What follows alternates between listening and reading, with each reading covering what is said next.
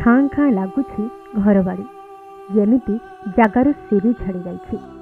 ଶ୍ରୀହୀନ ହୋଇପଡ଼ିଛି ମହାରଥୀଙ୍କ ହଙ୍କେଇପୁର farm house. ସୁଲୁସୁଲିଆ ପବନରେ ଯେଉଁ ଗଛପତ୍ର ହସି ଉଠନ୍ତି ସେମାନେ ସବୁ ନୀରବ ହୋଇଯାଇଛନ୍ତି। ଗଛ ତଳେ ପଡ଼ି ରହିଛି ନାନା ଫଳ, ହେଲେ ଉଠାଇବାକୁ କେହି ନାହାନ୍ତି। ମଣିଷ ତ ମଣିଷ, ପଶୁ ବି ତାଙ୍କ ବିୟୋଗରେ ଭାଙ୍ଗି ପଡ଼ିଛନ୍ତି।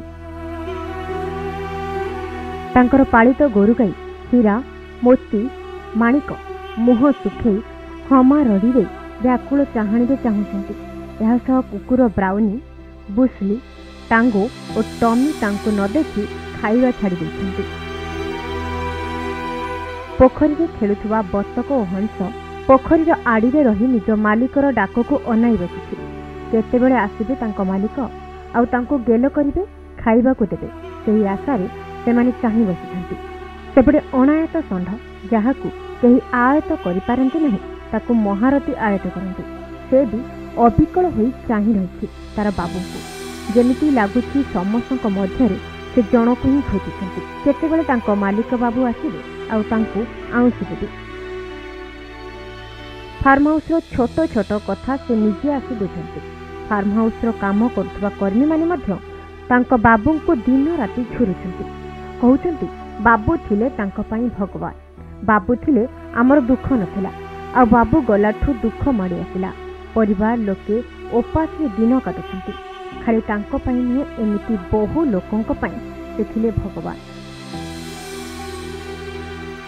ବାବୁ ତ ଏଠି ଦୈନିକ ଏଠି ଆମକୁ ଯାହା ଇନଷ୍ଟ୍ରକ୍ସନ୍ ଦିଅନ୍ତି ତାଙ୍କ ଇନଷ୍ଟ୍ରକ୍ସନ୍ ଅନୁସାରେ ସବୁ କାମ ହୁଏ। ଆଉ ବାବୁ ତ ଆମକୁ ଛାଡ଼ିକି ଚାଲିଗଲେ। ଏ ସଂସାରରେ ଆମକୁ ସମସ୍ତଙ୍କୁ ଶୋକ ସାଗରରେ ବସେଇ ଦେଇକି ଚାଲିଗଲେ। ସେ ଏଠି ହେଉଛି ବର୍ତ୍ତମାନ ପାଇଁ ଯେଉଁ ଜିନିଷଟା କରିବାକୁ ହୁଏ ତାଙ୍କ ଇନଷ୍ଟ୍ରକ୍ସନ୍ ଅନୁସାରେ ସବୁ ଜିନିଷ ଆମେ କରୁ। କିନ୍ତୁ ଆଉ ଆଜି କାହା ଇଏରେ ଚାଲିବୁ ଆମେ? କେମିତି କ'ଣ ଆମେ ଚାଲିବ ଏ ସଂସ୍ଥା?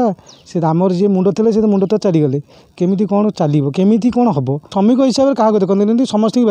ଏଠି ଲେବର ଷ୍ଟାଫ୍ କେହି ହେଉଛି ସମସ୍ତେ ସମାନ, ତାଙ୍କ ଆଗରେ ସମସ୍ତେ ସମାନ। ସମସ୍ତଙ୍କୁ ଭାଇ ବନ୍ଧୁ କୁଟୁମ୍ବ ଯେମିତି ତାଙ୍କର ନିଜର ଲୋକ ସେଇ ଭାବେ ଧରିକି ଆମେ କାମ କରନ୍ତି। ସମସ୍ତଙ୍କ ରଥୀ ପ୍ରଦୀପ ମହାରଥୀ। ସ୍ୱରରେ ଯେମିତି ଦମ୍ଭ ଅଛି, ଅଞ୍ଚଳରେ ସେମିତି ଦବଦବା ମଧ୍ୟ ଅଛି। ଖାଲି ତାଙ୍କ ଅଞ୍ଚଳରେ ନୁହେଁ, ବିଧାନସଭାରେ ମଧ୍ୟ ତାଙ୍କ ଅନ୍ଦାଜ ବହୁତ ନିଆରା। ବିରୋଧୀଙ୍କ ପାଇଁ ତାଙ୍କ ସ୍ୱର ହିଁ କାଫି, କାରଣ ସେ ଡାଇଲଗ 100 ଘୋଡ଼ାକୁ 100 ହାତୀ, ଏକା ଲଢ଼ିବ ମହାରଥୀ। ଏହି ଡାଇଲଗର ଓଜନ ଯେତିକି, ତାଙ୍କ କାମ ବି ସେମିତି। ଘର ଘରକା ବୁଲି ସମସ୍ୟାର ସମାଧାନ କରନ୍ତି ମହାରଥୀ। ତେବେ ଯେଉଁ ଅଞ୍ଚଳ ମହାରଥୀଙ୍କ ଆୱାଜରେ କମ୍ପି ଉଠେ, ସେହି ଚଳଚଞ୍ଚଳ ଅଞ୍ଚଳ ନିଃଶବ୍ଦ ହୋଇଯାଇଛି।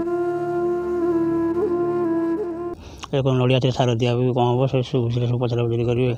ଏଠୁ ବାଇଗଣ, ଜହ୍ନି, କାକୁଡ଼ି ଫାକୁଡ଼ି ଏରା ସବୁ ଲଗିଆ ଲଗି ହେବ, କେମିତି କ'ଣ ସବୁ ଆମର ଖାଇବେ। ଏସବୁ ସରିଲା ପରେ 3ଟା ବେଳକୁ ବାବୁ ଆସିକି ବସିବି ଗୋଟେ ଜାଗାରେ, ସମସ୍ତେ ଡାକିକି ପଚାରିବି। 6ଟା ସୁଦ୍ଧା ସମସ୍ତେ ଗୋଟେ ଜଳଖିଆ ଫଳଖିଆ ଖାଇବାକୁ ଦେଇ ସେଠୁ କଲି ପାଇଁ କ'ଣ କାମ କରାଯିବ ସେଇଟା ବି ସବୁ ବରାଦ ହେଇଯିବ। ବରାଦ କରିକି ସେମାନେ ଯାଆନ୍ତି। ତାପରେ ଆସିକି ସେ ଫେଣି ସେ କାମଟାକୁ ସେ ନିଜେ ସବୁ ଦେଖନ୍ତି। ଦେଖିବାକୁ ଏଇଟା ସବୁ ଠିକ୍ ଅଛି, ହଉ ଏଇ ଅନୁସାରେ ପ୍ରତ୍ୟେକ ଦିନ ସେ ଆସି ବୁଲିକି ଦେଖିବେ ଫାର୍ମ, ମାନେ କେଉଁ କାମଟା କ'ଣ କରାଯିବ, କ'ଣ ସିଏ ହେବ, କ'ଣ ନାହିଁ, କେଉଁଠି ଫୁଲ ଗଛ କ'ଣ ହେଲା, କେଉଁଠି ଗଛ ମୂଳ କ'ଣ ହେଲା, କି ଗାଈ ଖାଇନାହାନ୍ତି, କି ଲୋକମାନେ କ'ଣ ଇଏ କରନ୍ତି, କି କୁଆ ଗଲା କି କୁଆ ହେଲା, ସମସ୍ତଙ୍କୁ ସେମାନେ ଡାକି ଡାକି ଟିକେ ପୁରା ଖୋଜିବେ ସମସ୍ତଙ୍କୁ। ସେ ତ ଅନେକ ସବୁ ତାଙ୍କର ଅଛି, ତାଙ୍କର ତ ଅତୁଳନୀୟ, କିଛି କହିହେବନି ତାଙ୍କ ବିଷୟରେ କିଛି। ତେବେ ପିପିଲିର ଲଢ଼ୁଆ ବିଧାୟକ ପ୍ରଦୀପ ମହାରଥୀଙ୍କ ସ୍ଥାନ ସବୁଠି ଅପୂରଣୀୟ। ତାଙ୍କ କାମ ପାଇଁ ସେ ସବୁଦିନ ପାଇଁ ଅମର ହୋଇ ରହିଯାଇଛନ୍ତି। ତାଙ୍କ ବିୟୋଗରେ ସମଗ୍ର ଓଡ଼ିଶାରେ ଶୋକର ଛାୟା ଖେଳିଯାଇଛି।